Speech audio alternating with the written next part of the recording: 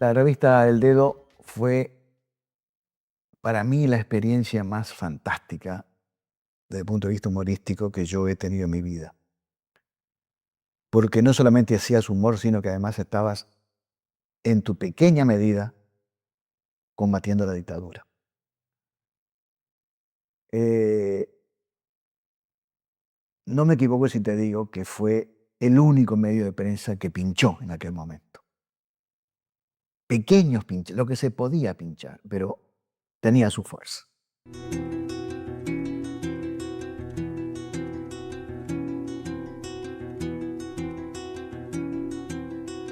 Casuales casualidades me llevaron a nacer en un lugar escondido, tan chatito y tan perdido que en el mapa no se ve, que en el mapa no se ve.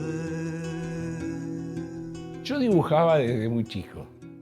Gracias a eso pude ingresar en la publicidad como dibujante, que en esa época se llamaba así, ilustrador, en fin, bocetista.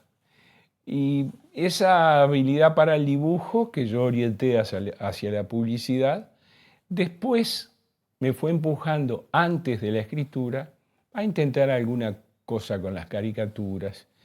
Y en algún momento puedo empezar a dibujar para una revista que dirigía, que diseñaba Antonio Davesíes, que era Opción, que era una revista del Partido Demócrata Cristiano. Estoy hablando del año 82, es decir, todavía no habíamos salido de la dictadura, habían empezado a surgir semanarios, revistas, un movimiento, digamos, que intentaba, por supuesto, la recuperación democrática, pero también la expresión.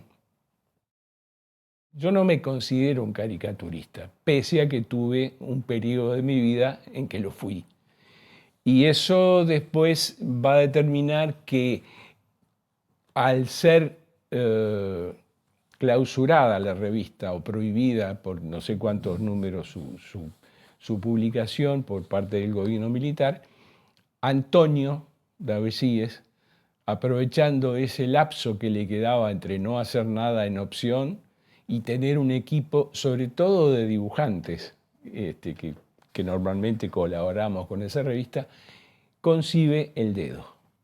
Y en esa idea nos convoca a sus dibujantes de Opción y a otros más que conocía. Y ahí se arma un proyecto que, bueno, es innecesario que lo mencione, pero fue exitosísimo. Por las puertas de mi madre. Este era un lujo que nos dábamos tener, Tabaré. Confundible Tabaré, sobre todo las Sí. narices de Tabaré. Los macaquitos, sí, y los bichos. Estos bichos.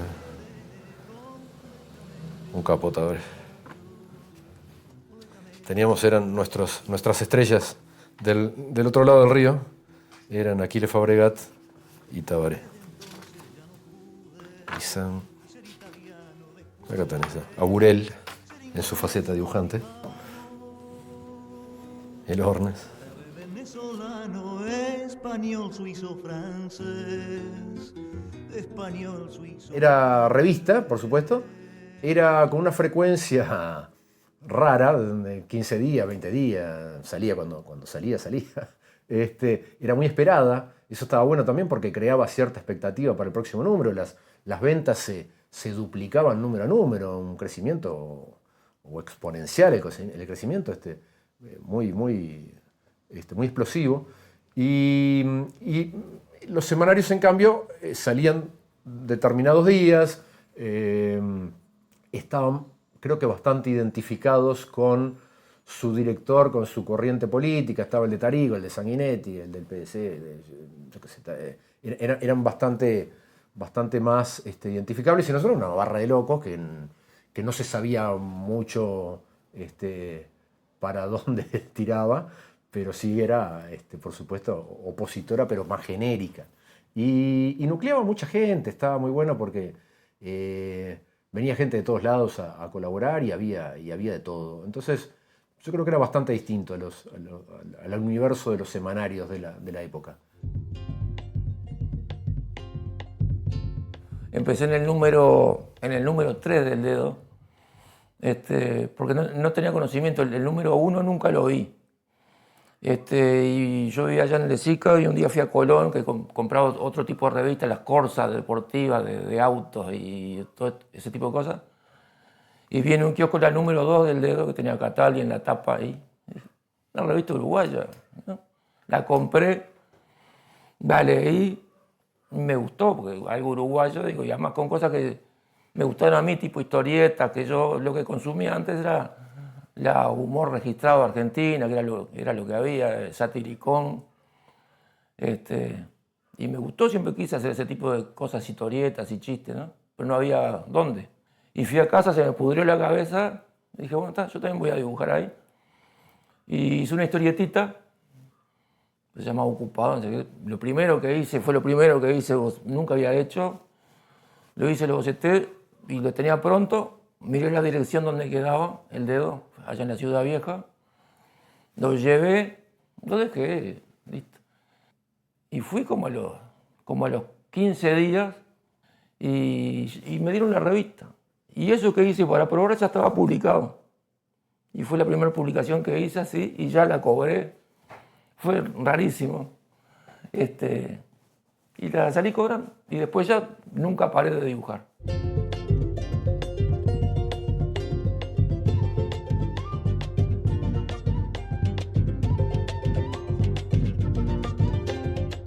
Yo siempre decía que nosotros hicimos humor en una época en la cual los uruguayos se reían de nervios.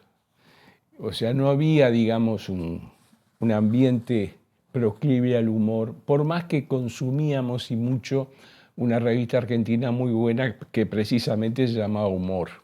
Y fue un poco el modelo, que dibujos en opción como Hugo Burel, ya con el dedo la cosa cambió un poco porque sabíamos que nos leían los muchachos que censuraban. Entonces, bueno, yo empecé a firmar como Ubu, un poco lo que hacía Horacio Guerriero como Ogue. En fin, cada uno manejó algún seudónimo, un poco para, en fin. Yo tuve la suerte de hacer una de las tapas de las pocas ediciones que hubo del dedo, que fue una ilustración con varios personajes del humor internacional y bote el dedo. Bueno, eso no era fácil, digamos, en el sentido de que yo no tenía una trayectoria como un ilustrador como para que mi firma y mi trabajo se publicaran en una tapa. Sin embargo, Antonio vio el dibujo y dijo, no, está bárbaro, lo publicamos. Porque había, obviamente, otros dibujantes en la revista que eran más específicos para hacer una tapa, ¿verdad? Entonces, en ese sentido, yo reconozco que hubo mucha libertad para movernos y muy buena sintonía entre varios. Antonio y César Di Candia, a la cabeza los dos. César, la verdad, yo lo quería mucho, César, y un fenómeno. Era más ácido, pero muy capo. En la parte escrita y editorial y directriz, digamos, de la cosa. Además, César Di Candia era el que tenía experiencia en el tema por la revista Lunes. Entonces, era el único que tenía antecedentes, digamos. Y después en lo gráfico, por supuesto, era Fermín Ontú, Ombú, Miguel Casalás, que era la barra estable de los que estaban ahí al pie del cañón todos los días, los que hacían la mayor cantidad de cosas. Fermín Ontú fue el que hizo la mascota del dedo. Truco, retruco y quiero por esta flor, yo me muero. Yo podría irme al mazo ahora mismo. Y bueno, la historieta es un lenguaje que siempre me gustó y me interesó, y ahí un poco se juntaron las dos cosas. Por un lado, la experiencia de buscar soluciones visuales diferentes, en el caso de Juan el Zorro con color, en el caso del Manicero en grises, y bueno, aplicar un poco los conocimientos que había adquirido en esos años dentro de la plástica y dentro de la pintura a un lenguaje que me interesaba y me sigue interesando mucho, que la historieta.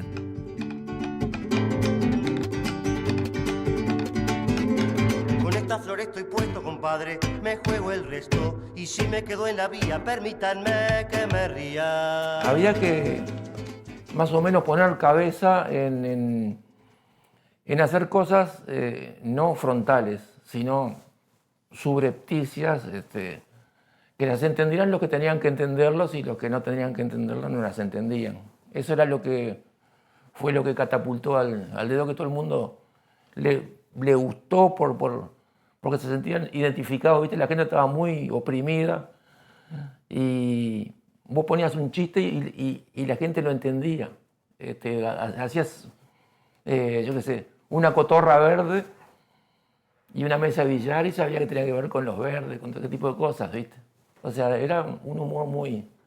Y nos autocensuramos un poco, pero... Era esa complicidad de la época de que todos nos reímos de esto medio escondiditos, mira qué animales lo que pusieron. La gente estaba en eso, en buscar mira lo que quisieron decir acá. Y a veces era, a veces no era. Pero no importa si la gente se divertía.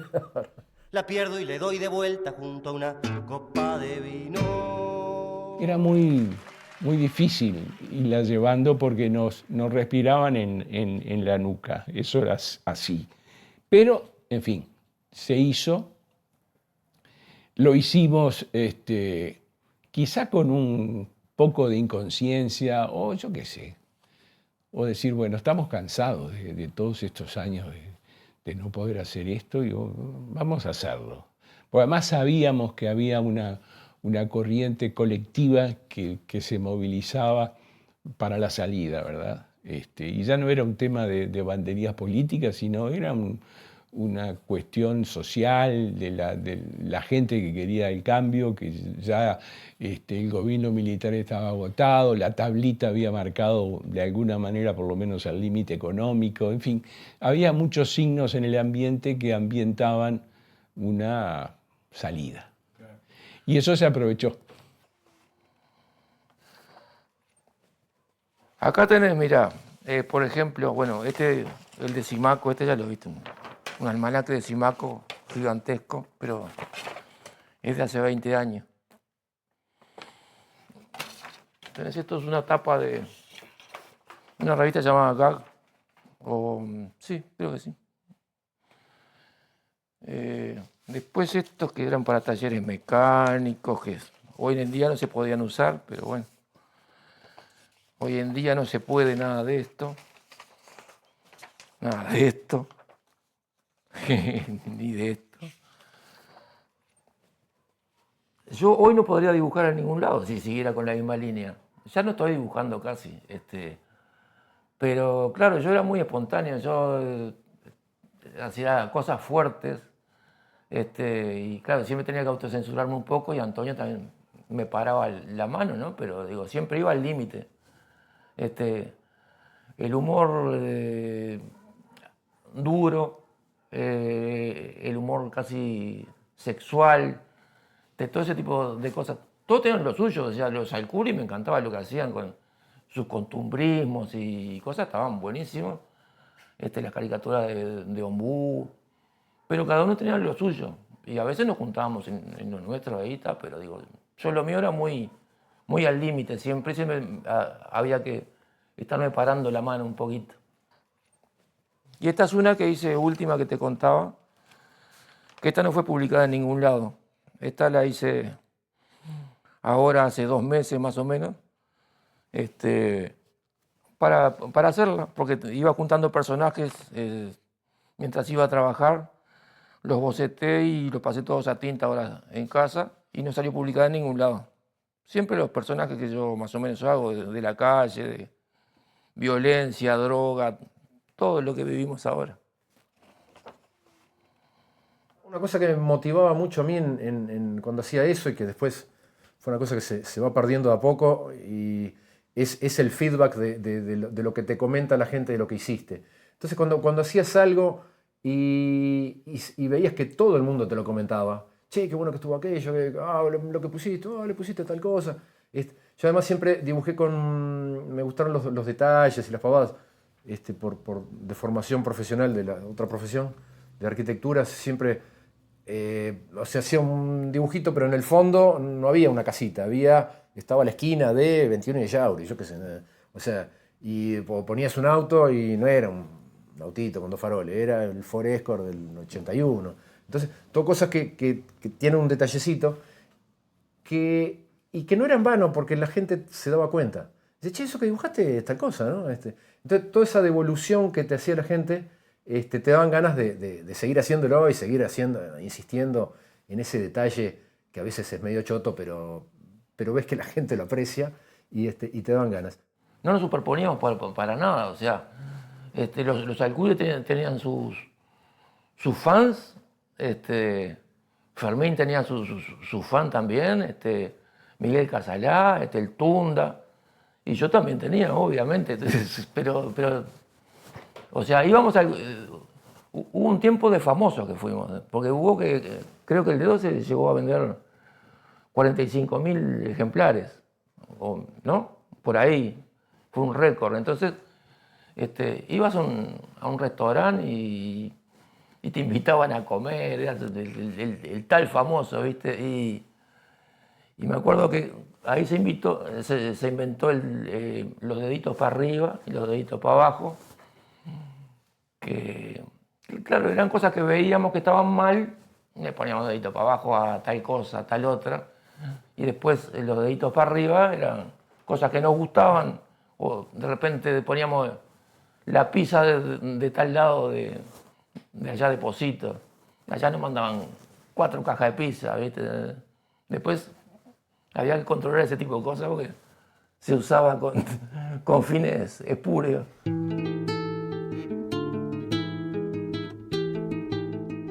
Por lo general era ilustración y texto, pero a veces ilustrabas textos de otros. Entonces venía alguien con una idea y decía, che, está esto para ilustrar.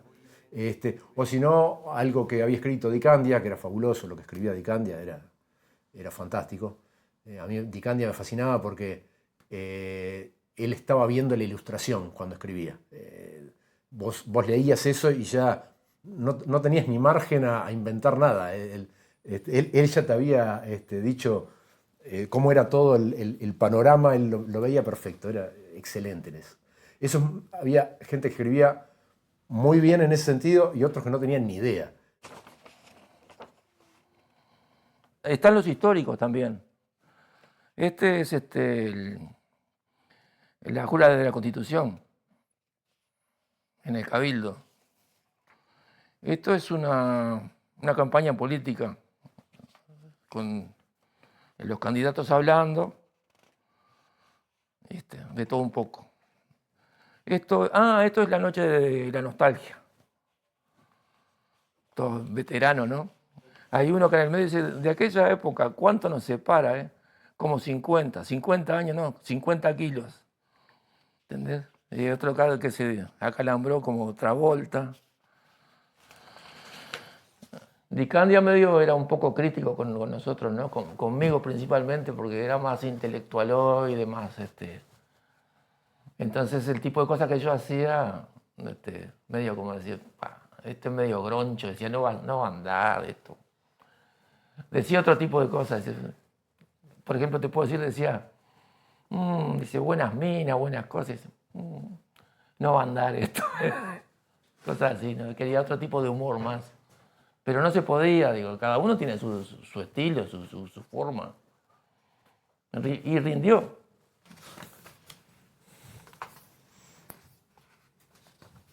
Acá estoy yo. ¿Qué dice? Historias grises. Zorros. Chiste de zorros. Mi hermanito. Notas autorreferenciales.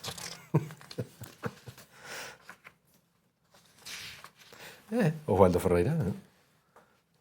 Quintos pisos. Este fue muy famoso. El de Quintos pisos. Ayudamos a la gente que se divierta. Y si la gente se divertía conspirando o diciendo, mirá lo que pusieron acá, bárbaro. Pero la gracia es esa. Una revista de humor tiene que divertir. ¿No? Cuando te pones demasiado pesado con el mensaje, el humor se diluye, ¿viste? Entonces, yo creo que lo divertido era que fuese una revista de humor. Albañil yo soy de profesión desde el amanecer hasta que cae el sol. Albañil. No existe más lo que se llama humor político, pese a que vivimos en democracia. Es una cosa rara esa, ¿no? Es decir, como que no sé si se agotó la creatividad, si la política empezó a ser un territorio de altísima disputa, entonces cuando vos te pones a hacer humor tenés que repartir y bueno, por ahí si te alineás con uno, los otros te van a pegar y no sé, digamos, obviamente cambió muchísimo la situación, creo que para mal. Porque el humor político siempre existió en Uruguay. Hoy pensar una revista como El Dedo de vuelta no tendría mucho sentido ni se podría hacer, me parece.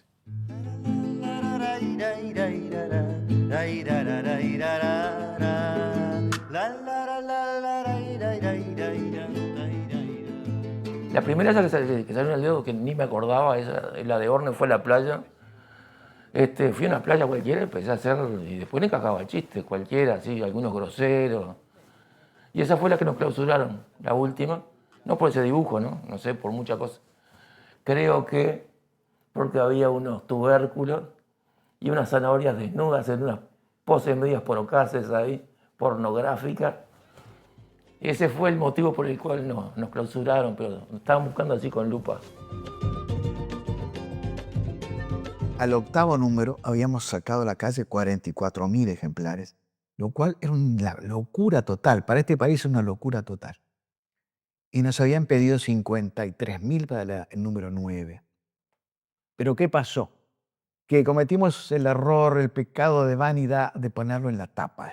Poníamos tiraje de esta edición tanto. Y no es lo mismo una revista que no tiene venta, una revista que tiene una difusión tan impresionante.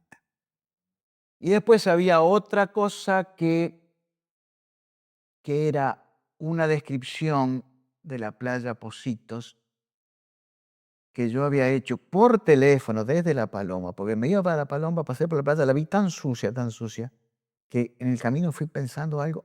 Llegué a La Paloma, le hablé a Antonio, le dije, tengo una página para hacer, decirle a fulano que la...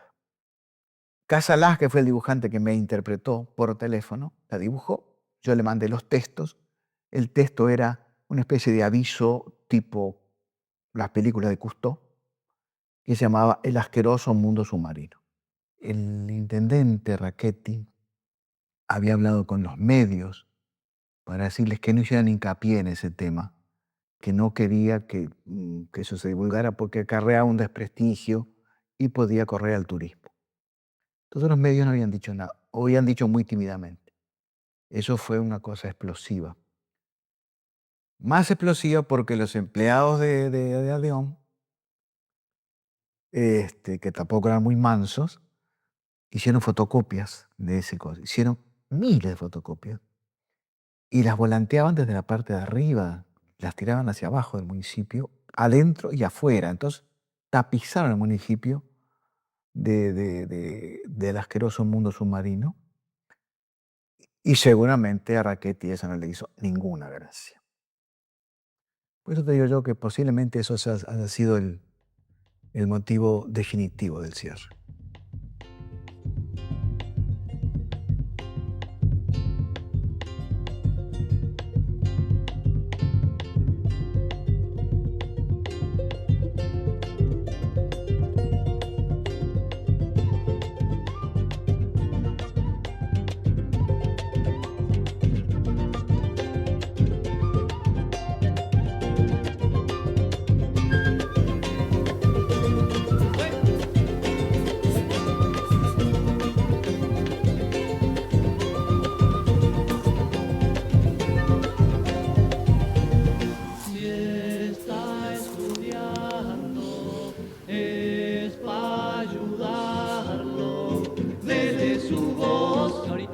Esperando, lleve el tambor, que no es canto importado. Baile y sepa mi compadre, que yo lo quiero mucho. Y si usted me escucha un rato, le toco mi malambo, ¿cómo no va a escuchar? Si el camino es largo, mucho más lindo es la. Si este canto es Vamos, anímese a cantar. Vamos, anímese a cantar. Vamos, anímese a cantar.